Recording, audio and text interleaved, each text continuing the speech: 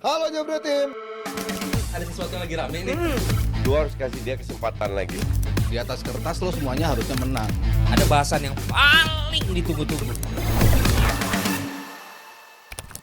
Masih dengan semangat kemerdekaan 17 Agustus kemarin dan sesaat lagi kita juga akan menyambut ini ya.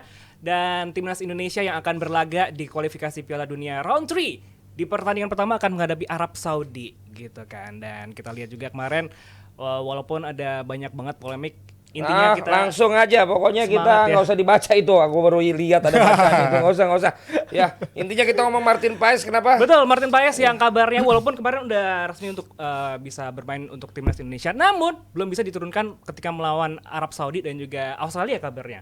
Gimana nih Bang Rizal ngelihat Martin Paes? Apakah ini kesempatan buat Hernando untuk Namanya siapa? Martin Paes. Salah. Martin Paes. Martin Pas. Martin Pas. Berarti kurang maksimal dia. Kenapa tuh? Pas-pasan. Bukan pas.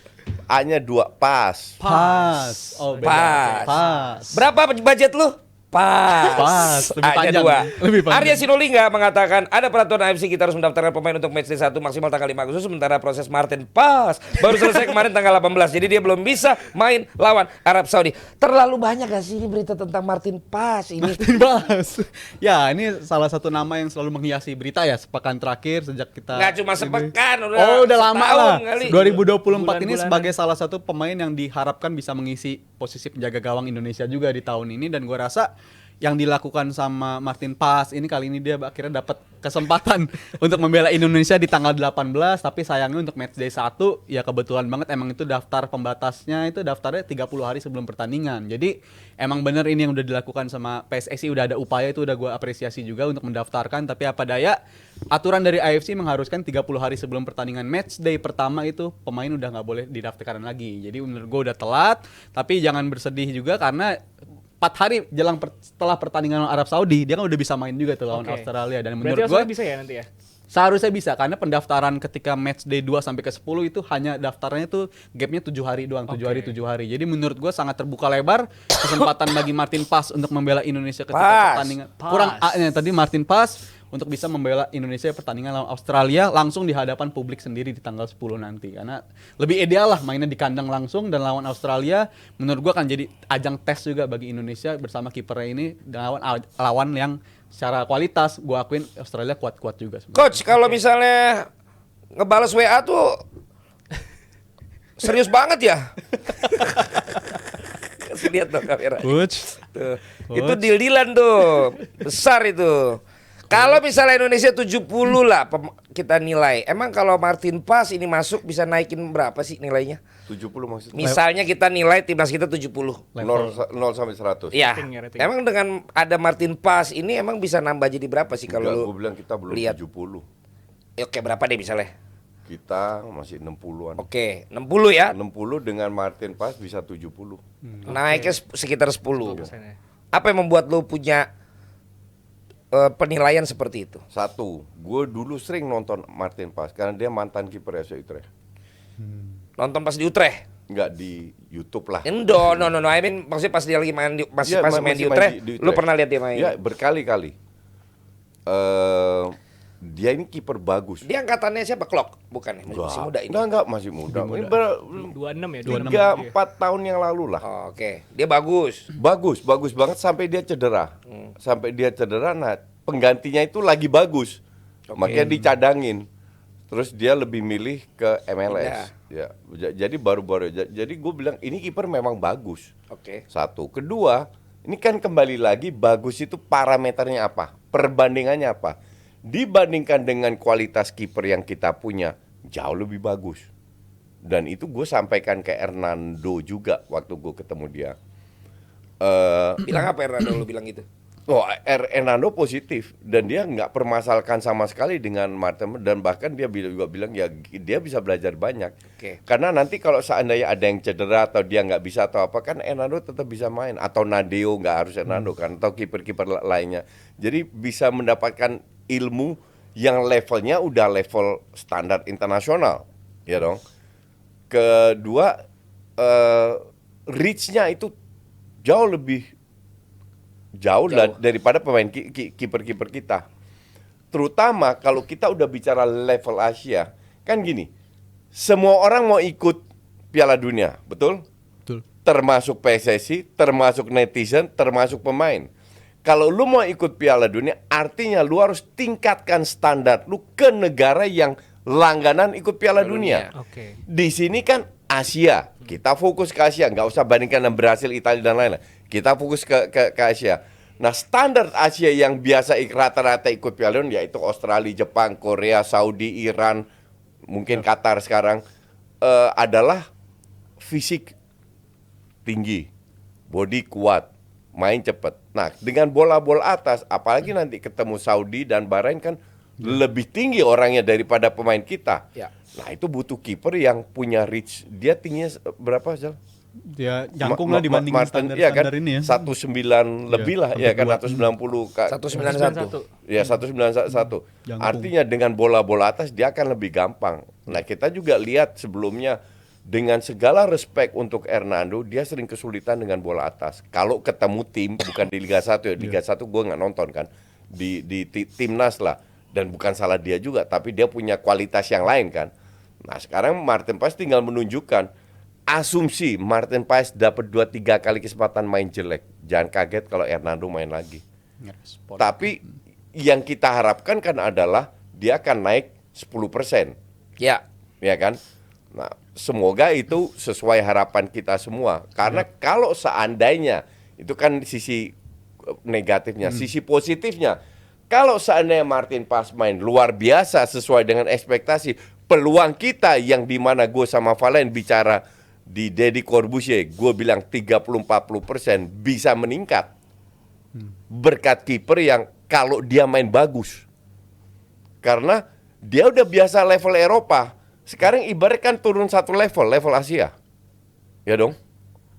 Dan harusnya dia bisa lebih pede menunjukkan, asal jangan sombong aja. Feeling gue sih enggak. Feeling gue dia selama dia percaya diri, dia bisa atur, enggak merasa dirinya lebih hebat atau apa dan lain-lainnya, kita bisa menikmati banyak hal yang positif. Apalagi kalau lihat dari isi grup kita, kan memang ini adalah grup yang kayaknya akan sibuk di tim kita itu kiper, Iya. bukan striker. Kuat banget. Jadi memang harus benar-benar dipersiapkan dengan baik ini belakang sama kiper kan. Iya. Kalau gue bilang kelemahan timnas Indonesia ini itu bukan di tactical, bukan di fisik pemain, Tapi lebih ke striker dan kiper. Oke.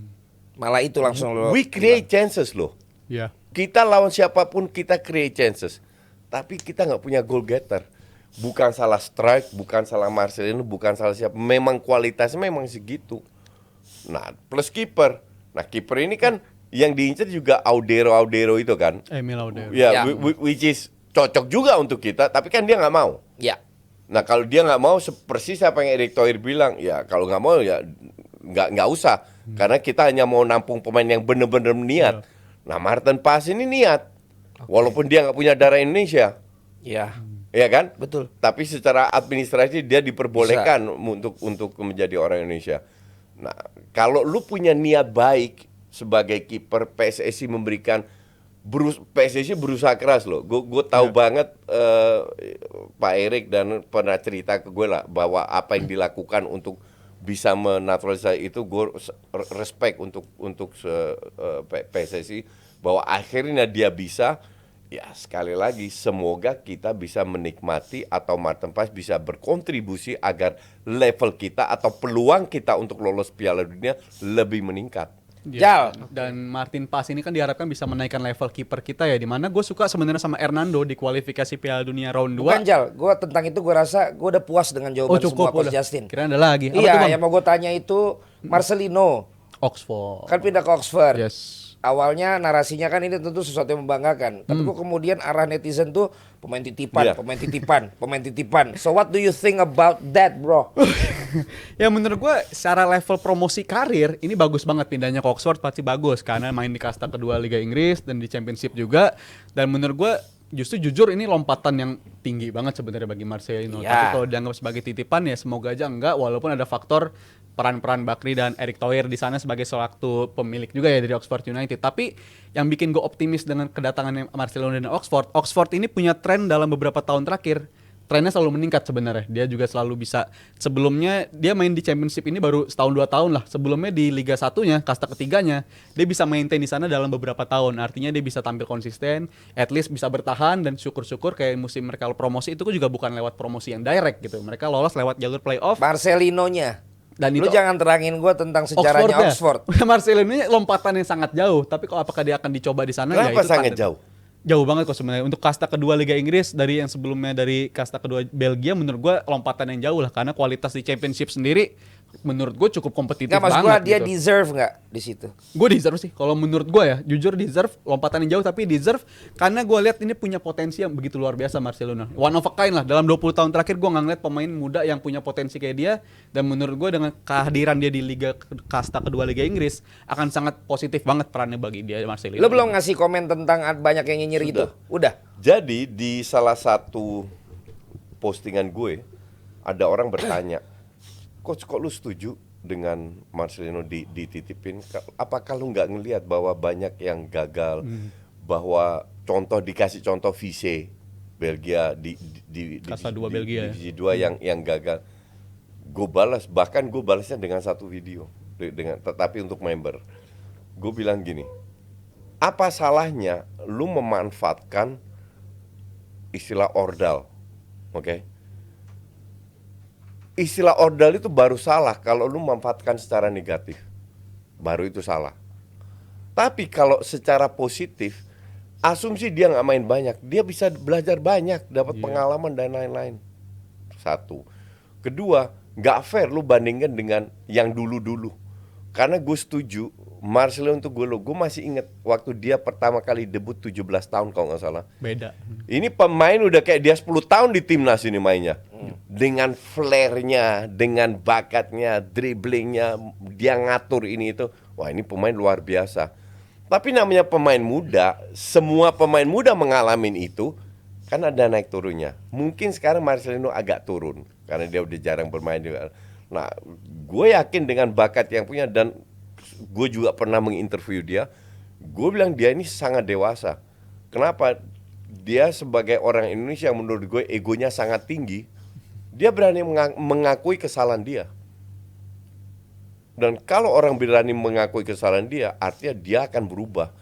Jadi gue bilang ke Marcelino gini, kenapa gue seorang yang mungkin sering puji Marcelino, tapi gue juga kritik. Kenapa? Karena untuk gue standar Marcelino itu dibanding pemain lokal lainnya yang main di timnas itu di sini. Jadi ibarat kalau Rizky Ridho atau Dewangga atau siapapun 20 meter salah passing, gue masih bisa terima lah. Marcelino gue nggak bisa terima, karena bakatnya dan levelnya itu udah tinggi. Jadi gue akan lebih kritis terhadap dia daripada pemain lainnya. Karena Ekspektasi lu udah beda. Ekspektasi gue udah beda. Karena gue setuju sama ini pemain luar biasa. Kalau tinggi atau enggak, gue nggak ngelihat itu jauh atau enggak. Tapi ada statement Pak Erik bilang ya semoga lu bersemangat dan mendapat banyak ilmu. Iya, Apakah betul. ini menandakan bahwa memang kemungkinan pasti dia nggak main? Main, tapi mungkin nggak banyak. Tapi kembali lagi, kalau dia mengeluarkan sisi nakalnya, boldnya, bahwa dia lawan senior nggak terlalu, orang kita itu kalau orang Asia itu kalau di Barat sungkan, nggak enak kalau gue tackling atau apa. Dia di sana kalau gue jadi Marcelino latihan nih, gue hantam. Serius. Langsung. Gue masih inget, Len. Gue waktu dulu SSB di Utrecht, gue pindah SSB, masuk ke tim utama yang U17. Latihan, gue hantam-hantamin itu orang sampai pemain lain, santai aja, ini cuma latihan, men. Tapi kata emang di luar kalau latihan malah Iya. seserius itu. Iya. Seserius itu. Jadi kalau gue jadi Marcelo, lu harus nunjukkan bahwa gue rookie, gue non kulit putih, walaupun mereka juga tahu ini sesama Indonesia pasti ada ordalnya. Lu harus buktikan dan gak ada sungkan-sungkanan. Tapi kalau sampai dia memang nggak main pun, menurut lo dia dapat pelajaran sesuatu dong? Pelajaran sesuatu banget. Karena kan mereka juga Gak punya ada- tim, mereka kan punya tim reserve yang juga main. Betul. Walaupun Gak ada bukan yang ruginya. utamanya. Kasarnya gak ada ruginya. Dibandingkan dia main di tempat yang selama ini masih Iya. dia main kan. Maka dari itu gue bingung kenapa orang bisa protes Marcel hanya ke orang dalam. Gue sih kalau gue punya, seandainya gue punya anak umur 14-15, gue kenal Erik Thohir, gue akan bilang, Pak Erik tolong dong bisa nggak anak gue dikasih trial dulu Ya, Trial. at least opportunity. Iya opportunity kan nggak ada salahnya. Kecuali yang gue tidak rekomendasi satu main di Jepang itu gue nggak rekomend. 4 kasus pemain kita di Jepang nggak pernah diberi kesempatan untuk murni marketing. Mending lu ke Korea kayak Arhan sekarang, Asnawi Yap. daripada lu ke Jepang. Lu sekarang hafal banget semua pemain timnas, Coach. Kan udah lahan. Salut gue coach sama lu. Perlu berapa lama lu belajar? Oh cepat. Iya. Kan gue pandit profesional harus cepat belajar. Kalau Liga Indonesia masih belum. Belum. Tapi akan ada waktunya. Mungkin. Ketika mungkin sudah- kedepannya kalau seandainya Tawaran bagus. enggak juga sih. Oh, Kalau- enggak Kalau juga. tak tawarin sih pasti ada. Oh iya. Enggak, terakhir gue ditawarin gue tolak Iya, karena tahu. gue memang Kan enggak lu cerita bisa sama gue. gue. Iya. Tapi kalau Erick Thohir mungkin sampai 2 periode, mungkin tahun kelima 6 dan gue yakin di bawah Erick Thohir ini pasti ada perubahan. Gue yakin bener. Dan mungkin di berapa tahun ke depan gue akan nonton. Tapi ya ketuanya harus Erick Thohir. Pokoknya Masuk ke periode kedua lah kasarnya. Kalau bukan Pak Erik, Gue nggak yakin. Lain Kan cerita. kan gue nggak tahu siapa. Kalau penggantinya sama smartnya kayak Erik berani bikin gebrakan kayak Pak Erik, gue yakin sepak bola kita akan maju. jadi pokoknya kalau tadi menurut Koci ya namanya peran ordal, peran titipan ya memang itu ada, nggak bisa enggak yang Itu dalam di seluruh kasus dunia enggak dan ada, dalam ya. case Marcelino, tapi yang Iya. penting kan itu adanya kasih kesempatannya. Iya, betul. Tinggal lu buktikan. Betul, Makanya kan betul. sekarang orang bilang bukan cuma sekedar what you know tapi who you know. Iya, Gitu loh, dan itu penting banget gitu loh untuk bisa akhirnya misalnya lu karena nggak tahu kita ya lu mungkin nggak lu kalau di mana nggak bisa sesiaran nggak sama bisa dia kayak kontak begini. sama gue, betul. Gitu loh. Betul. Tapi karena lu tahu dulu di sini akhirnya lu bisa. Apalagi lu baru pertama kali langsung ketemu sama Opa ini. Opa. Ya kan Gangnam. Yang dicari di mana-mana ya kan. Bajunya lu lihat aja, Bos. Kayaknya udah cukup ya. Udah cukup lah, kita udah 1,5 jam. Cukup. Gimana? Gila, Panjang ya. cukup lah ya. Oke. Cukup. Bahasan kita hari ini, terima kasih semua yang sudah join. Ada Dava pertama kali ya, gimana Dav? Terima kasih. Grogi sih jujur. Ya udah kedengeran kok dari suaranya. Iya, bener. Udah nggak usah banyak ngomong lagi, ntar latihan lagi aja ya. Gundogan makasih. Gundo. Eh, Thank you, Abang. kemana lagi coach? Gue mau ngecharge mobil gue di BYD. Di rumah lo belum, di apartemen lo nggak? Bisa nggak ada. Nggak ada. Nggak ada. Oh. Gue mau charge di sini ada Tebet kan. Karena BYD itu udah fast charger paling murah. Oke, kita akhiri dengan tapi Wuling juga coach. Gua juga gua cas gitu ya. Oke juga. Lu di mana? Dan dia di rumah langsung dipasang dong. Oh di rumah dipasang. Dipasang. Tapi kan slow charger itu lo harus tunggu berjam-jam. Iya berjam-jam. Tapi Kalau gue ini- tinggal ke ada di perkantoran dekat rumah gue juga yang fast charger juga. Tapi bayar. Tapi murah kan bayarnya. Iya benar. Gue itu kemarin di BYD BSD kan gue kemarin nginep di Iya. BSD. Itu 40 kW itu hampir 50% lah karena total 82. 100.000. Iya 100. Lu habis sebulan berapa? Hitungan Ya listriknya? kalau hitungnya gue kan bayar gue. Iya. Ya sekitar 300-an lah. Sementara kalau isi bensin, Jauh. Jauh. gue juga 300 ribuan. Jadi gue 300 ribuan. Sementara isi bensin kan dikit-dikit isi bensin. Jauh, Makanya iya. cobalah mobil listrik. Mantap. Ya benar, Iya kan? Gue sangat Merekomen. puas. Sangat merekomen. Rekomen. Whatever mereknya ya. Whatever mereknya, tergantung nanti akhirnya kita posting yang mana. Berarti Ya, sekarang ini betul. kita belum ada postingan. Belum ada. lo reactionnya nggak bareng ya? Lo malaman ya? Gue malam. Lu Arsenal ya? Gue Arsenal. Lo sama yang ini apa yang sendiri? Enggak, gue sendiri Oh yang sendiri, sama buat member. buat member. Yang buat member lo kan. Oh ya, Anak gue pindah sekolah SD, anak SMP-nya dia nyamperin gue. Saya nonton DPI sama nonton Coach Justin, saya membernya selama 1 tahun. Gue bilang sama bapak lu ketipu tuh, jangan di unsubscribe aja. Pasti lu belajar ngomong jorok kan dulu. Sampai ketemu lagi di DPI berikut ya. Anak sekolah. Ada sesuatu yang lagi rame nih. Gue harus kasih dia kesempatan lagi. Di atas kertas lo semuanya harusnya menang. Ada bahasan yang paling ditunggu-tunggu.